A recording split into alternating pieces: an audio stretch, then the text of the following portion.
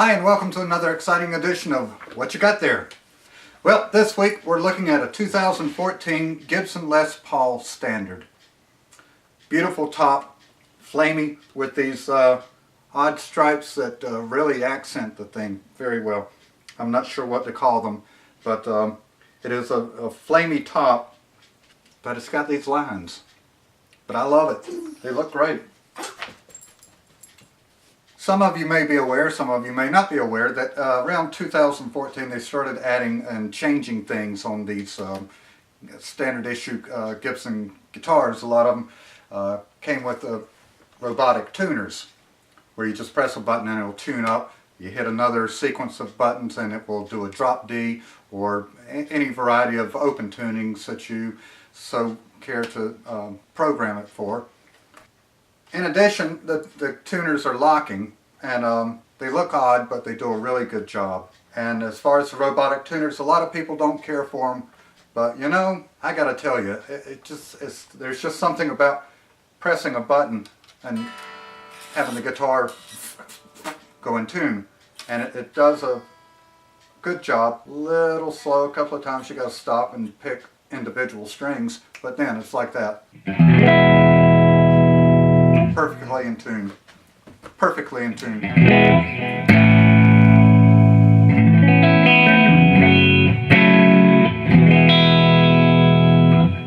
I haven't delved that far into it, but supposedly I could hit a button or two and it would drop the D, or it would go into an open tuning, whatever I selected. It's programmable, so you can do your own.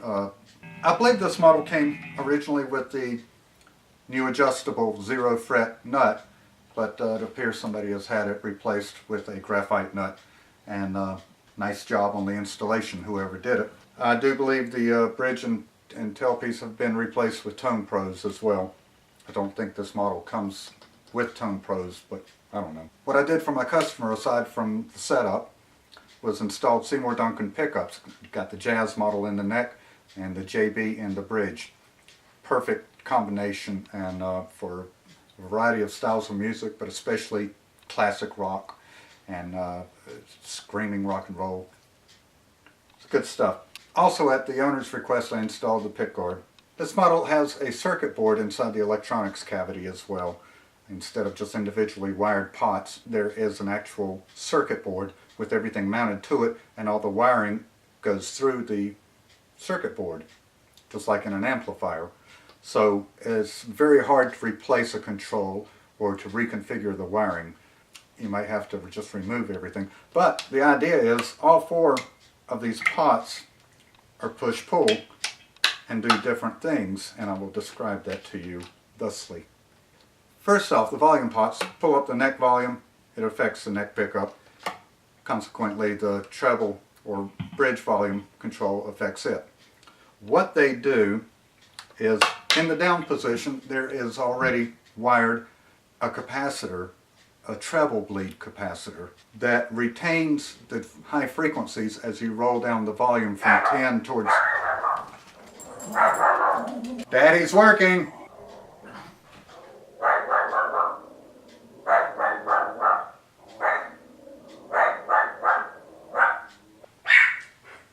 This guitar came configured with treble bleed capacitors on each volume control. And what that means is, as you roll the volume down from 10 towards 0, in a typical guitar, the treble would start to decline as you turn the volume down. A lot of people claim this to be a muddy sound and undesirable. What Gibson has done is installed treble bleed capacitors that retain that high frequency, and I'll demonstrate real quick. This is the neck pickup on 10. As I roll the volume down, still remains clear. Now, what the push-pull volume pot does on each pickup is, when you lift it up, it bypasses that capacitor and it gives you the old Gibson original true sound that you would have without the capacitor, and it sounds like this.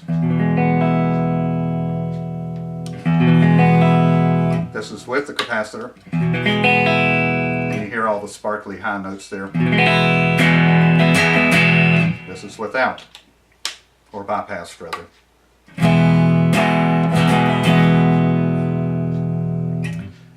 I don't know why anybody would prefer that sound over that sound, but I guess they wanted to give you the option. Maybe they just had a bunch of these sitting around and needed something to do with them.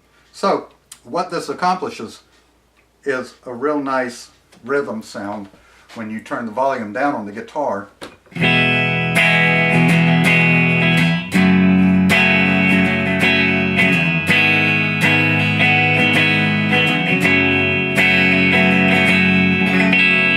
Still get that sparkly top end. What it would sound like normally without the capacitors.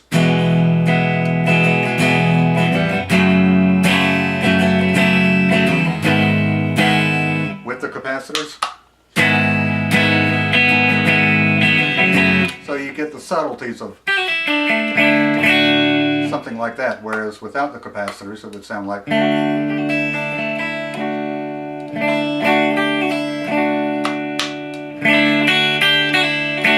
So the capacitors, in my opinion, are definitely a thumbs up sort of thing.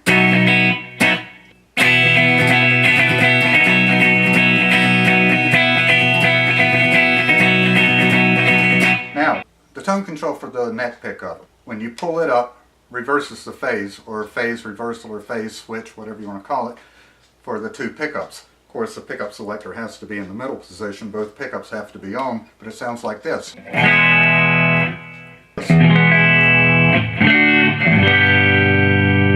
Kind of an odd sound.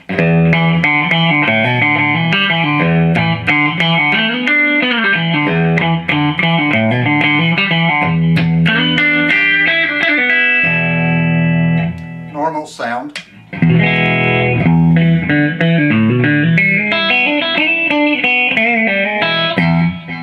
Phase reverse.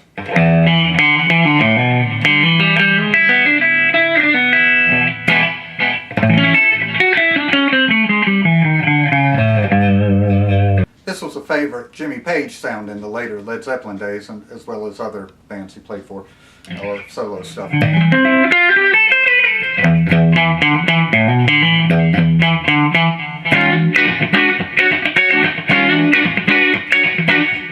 Very funky sound.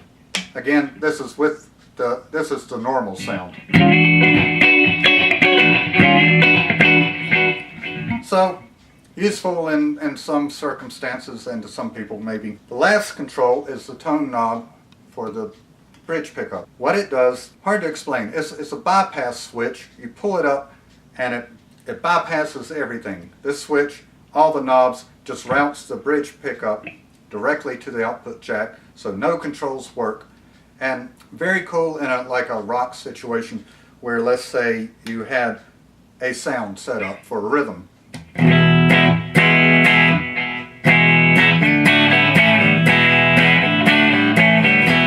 To break into a lead, but you didn't want to change your controls, and then after the lead have to go back and reset the controls for that rhythm sound. So what you do, you just pop up that tone control, it routes the bridge pickup right through the wire.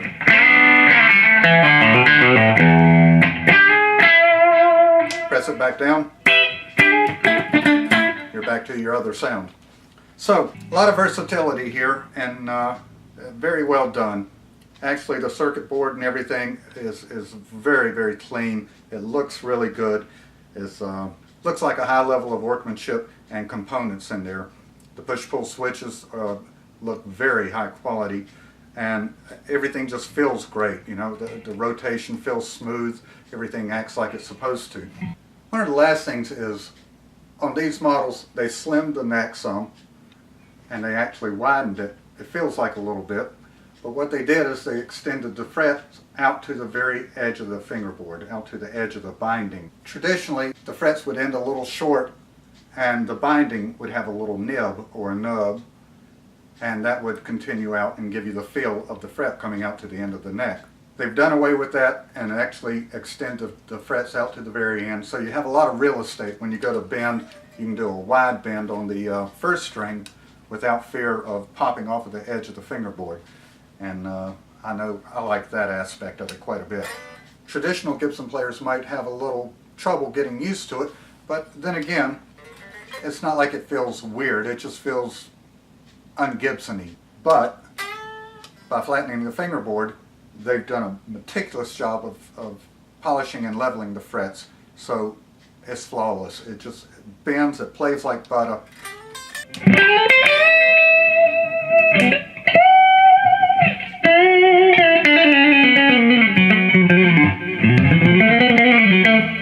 Not a buzz to be had.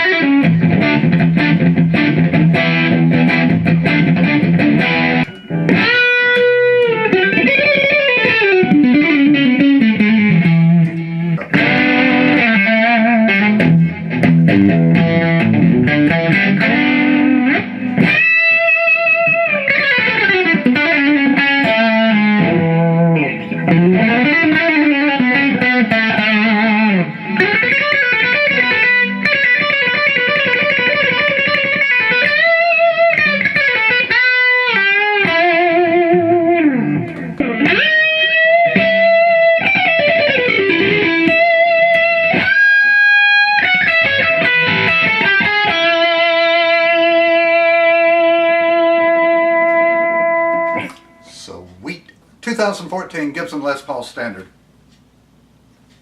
Get one today.